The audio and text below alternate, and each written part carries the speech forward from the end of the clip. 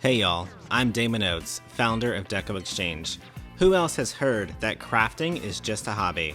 I turned my love of crafting into a thriving multi-seven-figure company, surrounded myself in an amazing community, and met some amazing business owners along the way.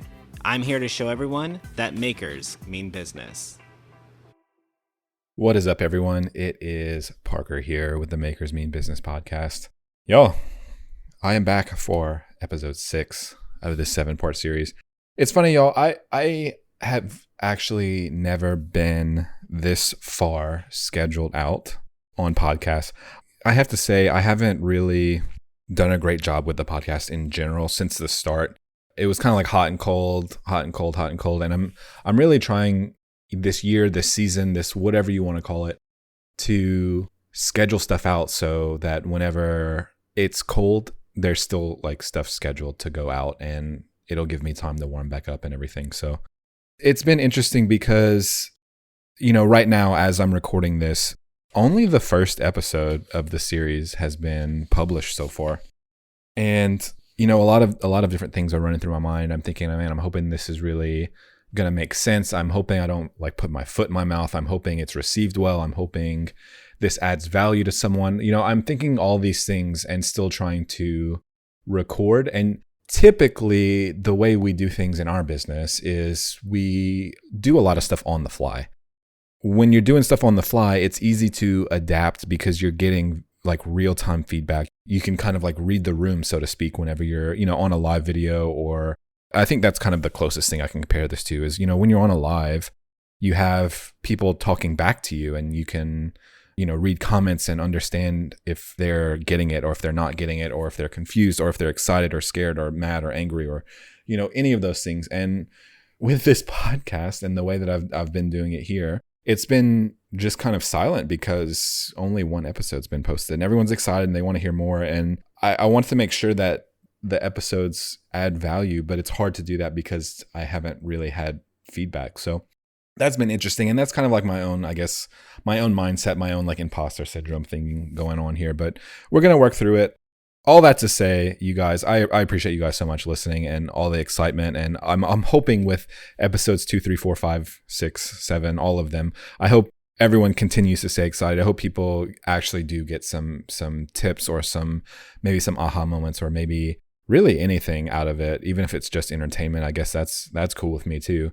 But yeah, I'm here back for episode 6. This episode is going to be all about engaging with your audience. Y'all, if you don't know, if you've missed what the series has been about, I kind of shared some mess ups in our business that happened in February of 2024. It's been a struggle. As I'm recording this, it's still actually February, and I'm thinking we're out of the woods with all of the things that I messed up so far. And I think we've kind of smoothed everything over, and I think things have been going okay. So I'm a little less stressed out, but it's really been nice. It's kind of therapeutic, actually, talking about all of this stuff, because usually it's just, me and Damon internally just saying, hey, this is messed up. What do we do? And talking it out and then doing it. But with this, it's been nice to actually, I guess it's kind of freeing in a way. It's freeing in a way to share what's going on. And even though I'm not sharing every single juicy detail and every email that we send out and every customer call that we get and all this stuff, it's been kind of freeing in a way to share what's been going on and how we're dealing with it. And I'm really, really hoping that it's received in a way that you guys listening or you listening or whoever it is are, I guess, kind of understanding or maybe thinking about how something like this can apply to you and your business or something that you can use in the future. So all that to say, thank you guys. I know it's funny. This is I had recorded the first 5 episodes all pretty much in one sitting, and I had some time, and now I'm sitting back down for the 6th episode. So it's kind of just reflecting back on, I'm reflecting back on all that now. So it's been interesting. It's been interesting. While we did have that, or while I had that little break in recording, I think the podcast hit rank 111 of entrepreneurship, which is super cool. I'll be honest, I posted this in one of our Facebook groups today. I was like, man, I was really hoping to break the top 100 on our first episode back. But I got really, really close. I shouldn't say the team, we all, because it's not just me, even though it's my voice for these last few episodes. The whole team's been helping out. So we got to rank 111, which is amazing, right? In entrepreneurship, it's not of podcast ever, but in the category of entrepreneurship, we reached rank 111. Back whenever we were starting the podcast and doing it consistently, we actually peaked at rank 4 of entrepreneurship in the world of podcasts, which is just insane, right? Insane. But I'm hoping to get there. I'm hoping with you guys' support, we get there and we continue to stay up there. I think it'll be great. So I'm definitely super excited. I know I had a goal of 100 to break the 100 and we didn't, but I still think 111 is crazy to think that, and I'm excited about that. So I'm gonna hopefully deliver a really good episode to you guys, and we can keep pushing forward. Maybe by the time you guys hear this, we might be already in the top 100. So we'll see. I'll make sure to let you all know and celebrate with you for sure.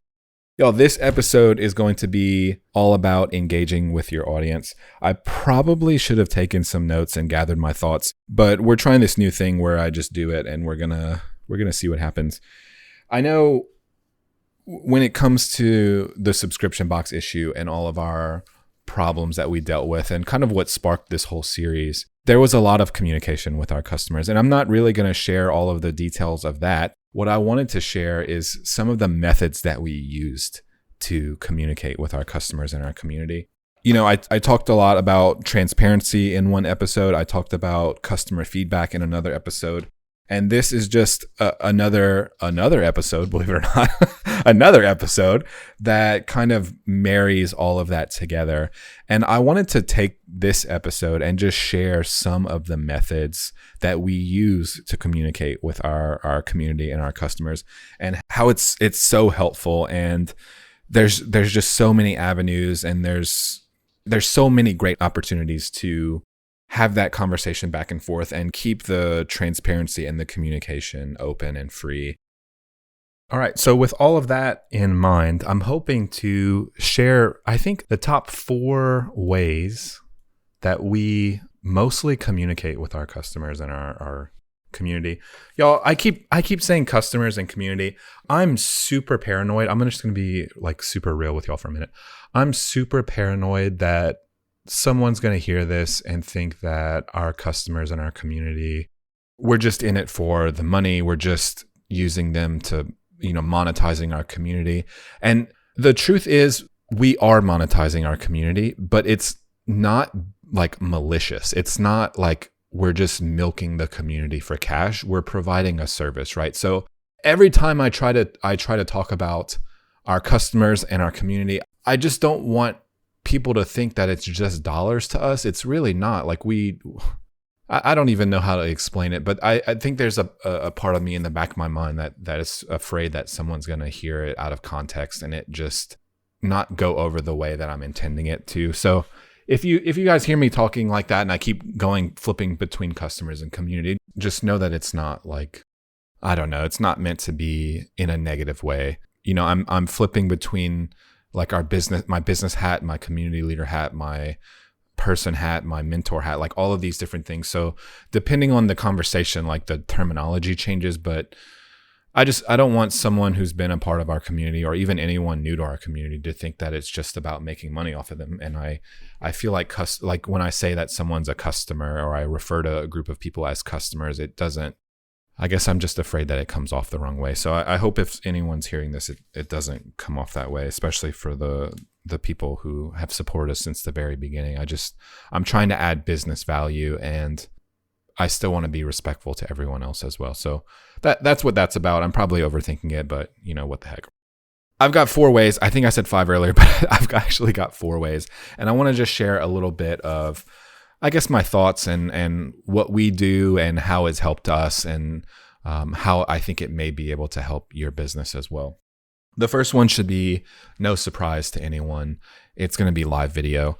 I mentioned it earlier in this recording. I mentioned it, how important live video is, how much immediate feedback. It's almost like being on a stage, and you can read the room. And while you can't see people's faces or, read their body language or stuff like that, you can kind of read the comments. And while there is can't really read sarcasm and you can't really read certain inflections in sentences, you can kind of get a feel back based on the, the little reactions on the videos and the way people are commenting and what they're saying. If I love it, I hate it. You can get real-time feedback. And it is kind of like being on a stage. You can directly address some of your customers, some of your community. I'm back to that again. It's an easy way to get in front of people and really just tell them what's going on, get feedback, ask them questions, do surveys, and kind of just put feelers out there. Live video has been instrumental in the success for our business, and I don't see it going anywhere anytime soon for us, especially. It may change its shape or its form, but since we started back in 2015, 2016, Damon was mostly doing Facebook Lives, and we still really heavily rely on Facebook Live video. But there's YouTube Lives, there's Instagram Lives, now there's TikTok Lives, and I'm sure there's going to be something else in a few years. It's just an ever shifting thing. But one thing that has remained consistent is live video. There's something special, and always will be something special about a live video that just can't be recreated by text or email or something like that. All that to say, if you want to communicate, you want to build a community and trust and have conversations back and forth and get customer feedback, give customer feedback, show off your product, whatever it is, live video is just an immaculate way to do that. Our platform of choice is Facebook, like I mentioned, but there's plenty of people who are killing it over on YouTube, killing it on TikTok. There's a lot of different places to be live and to communicate. The next one, I'm actually going to give you guys a link in the show notes. This is a free business tip for all of you business ladies, business guys, business people, entrepreneurs, craftpreneurs, whatever you consider yourself. Email. Email is amazing. And actually, before I go into email, I want to add one thing. I know overwhelm is a very real thing. It can happen so easily, and it happens frequently for me and for I know a lot of people in business. I'm going to be talking about a few different things, and I might be mentioning things that you don't know, or maybe you do, or maybe you've never heard of. What I don't want you to do is think that you have to do all of these things. You have to have a text list and an email list and go live and, have a phone number and a customer service team and all of these things. What I really want to do is bring awareness to these things so that you know that there are options out there. When we first started, we didn't do all of the things. Even now, we don't do all of the things. Doing all the things, it takes a lot of effort. It takes a lot of time, manpower, expertise, skill, money, all kinds of things. So when you hear me talk about all these things, please don't feel like you have to drop everything you're doing and do all of these things. This is meant to be more informational so that you know that there are solutions out there that can help you in your business and in everything, in your balance of life, all the things. Email. I'm going to drop a link in the show notes. We prefer to use, it's called MailerLite. We actually use it because we think it's very user-friendly. And when I say use it, we use it to teach in our business coaching group, you guys. The Makers University, if you haven't heard of it, I'm a business coach in there. We have 6 other coaches that teach every day in there, recorded tutorials, all the things. You can sign up at themakersuniversity.com. Just look for business coaching. But in there, we teach our students to use MailerLite because it's a very, very low barrier to entry. It's kind of the most basic, the most simple of email platforms. We do have an affiliate link. I'll post it in there. If you don't have an email link or system, or maybe you don't like the one that you have now, you can try out MailerLite. I'll drop the link down below. Email is a great way. It's probably, from what I've seen from most of our students, it's probably one of the most underutilized methods of talking and engaging with your customers. It's an amazing marketing tool, right? You can send emails and make money 1000%. But it's also really good at building trust. It's really good at obviously getting messages out, right? You're sending messages to people, but it's a really great way to communicate. I'll be honest, y'all, it was probably one of the methods that we almost certainly should have implemented sooner in our business. It's almost certainly one of, I guess, our least strong methods of communication. I don't really even have a reason why we don't do it enough. I know we don't do it well because we don't do it enough, but I don't have a reason why we don't do it enough. I've been definitely striving to do more of it. It's very personal. It's a great way. I mean, surely people listening, you've gotten letters in the mail and it's addressed to you, and it's just a really personal thing. And you can send mass emails and still make them personal it's a really great way to make someone feel specifically spoken to, specifically heard, specifically communicated with. Even if it's not a mass email that you're sending out, you can one-on-one message customers or community members. It's a great way to talk, to converse back and forth, to get feedback, to give feedback, to do all the things that we've been talking about. So you should absolutely check out email in your business if you haven't. It's a great option. This next one, I think we have done an amazing job. We've built, we call it a text list, but it's 2024. Everyone's texting. Grandma's texting. Your 2-year-old niece is texting. Everyone has got a text message system somehow, and you can utilize one in your business as well. The deliverability of the messages is super high. The open rates are super high. The click rates are super high. It's just great across the board in all of the ways. It can get pricey. I'm not going to pretend like it's not, but it basically scales on how many text numbers you're trying to message back and forth and how many people are on your list.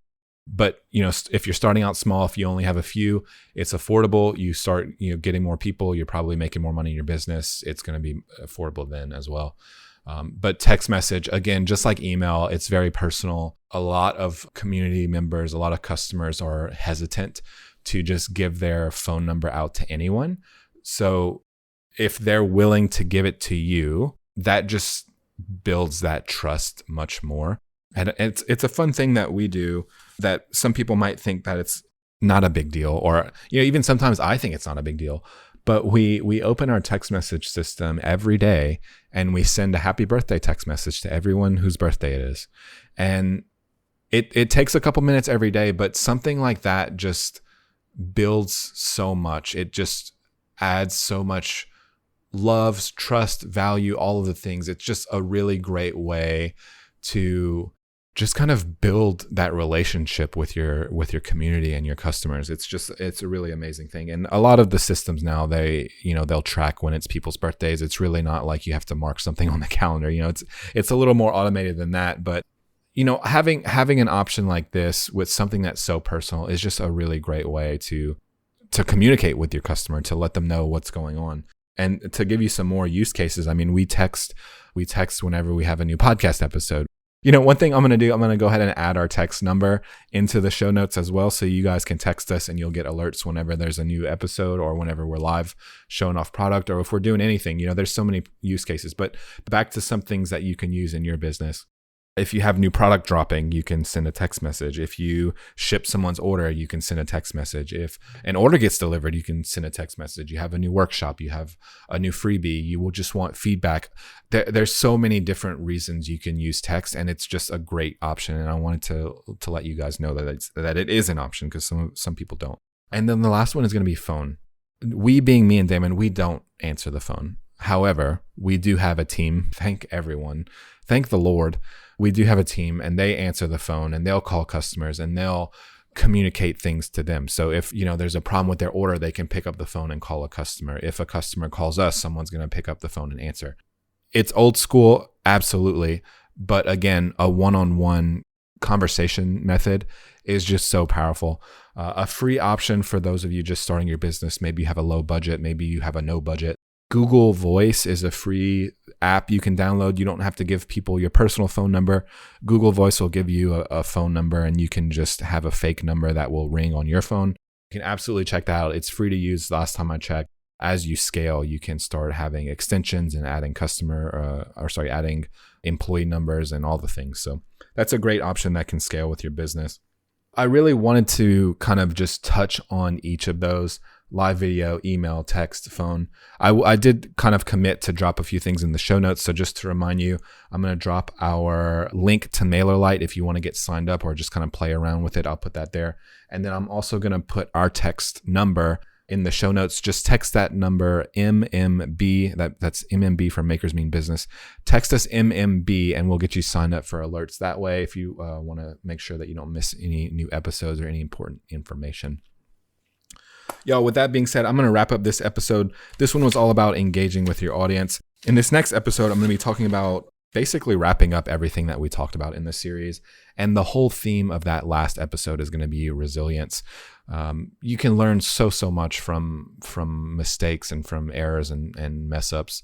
Even if you learn things and you can't work through it, that's really where the problem lies. So I'm going to be talking about some ways that I deal with pushing through, even whenever it's not necessarily easy or necessarily fun or necessarily even something that I want to do. So that last episode is going to be all about resilience. It should be a really good one. Thank you guys so much for listening to today's episode. It's been a blast being back behind the microphone and sharing this stuff with you guys. I hope y'all are loving it as much as I am. If you are, make sure to subscribe on Apple Podcasts, Spotify Podcasts, wherever you get your podcast. And y'all, do me a favor, leave me a review. I know I don't ask for reviews enough. I probably should do it more. We have about, I think, 300 or so reviews on our podcast now. But if you're loving it and you haven't reviewed it, or if you're hating it, I would prefer you not to leave a bad review. But it is what it is. But if you want, go ahead and leave us a review. That would be really cool. And check us out next week when I drop the next episode. All right, y'all, that wraps up this one. I'll see you next time. Bye.